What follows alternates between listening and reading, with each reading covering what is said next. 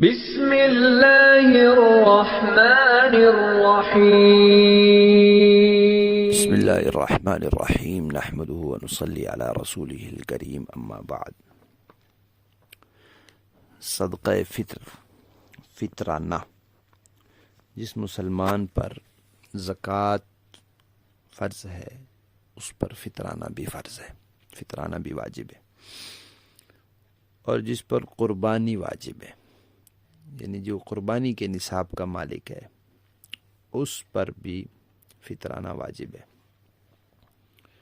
فطرانے کے لیے سال گزرنا شرط نہیں ہے، زکوٰۃ کے لیے تو سال گزرنا شرط ہے، لیکن فطرانے اور قربانی کے لیے سال گزرنا شرط نہیں ہے۔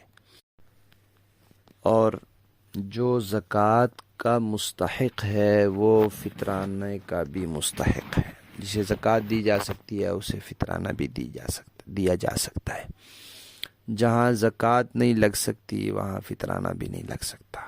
مسجد میں زکوٰۃ نہیں لگ سکتی، مسجد میں فطرانہ بھی نہیں لگ سکتا۔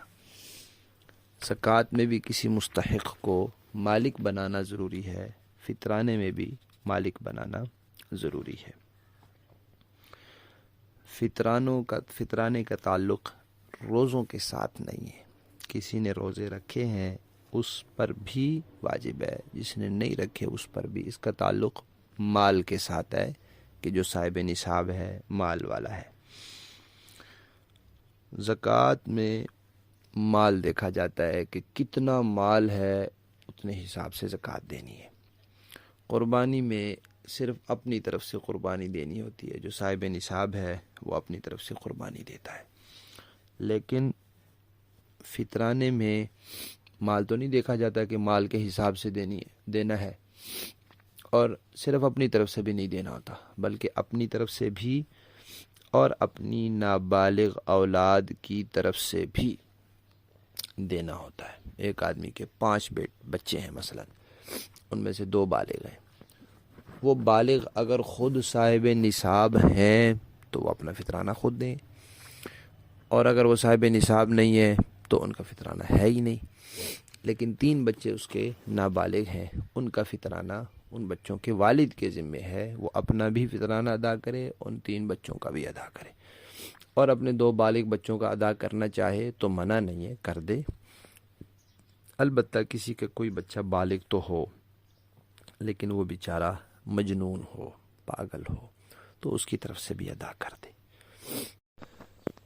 فطرانہ واجب کب ہوتا ہے؟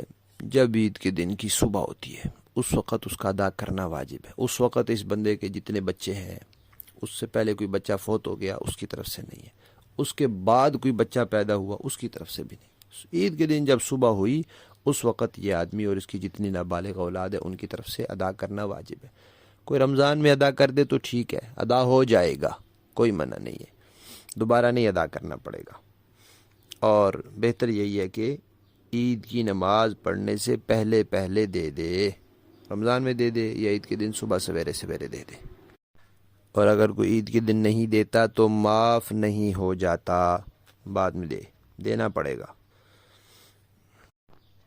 کسی پر فطرانہ واجب تھا، اس نے نہیں دیا، اتفاق سے بیچارے کا سارا مال ضائع ہو گیا، پھر بھی فطرانہ معاف نہیں ہوا، بر وقت دینا تھا، کیوں نہیں دیا؟ جب مال آئے گا پھر دے گا۔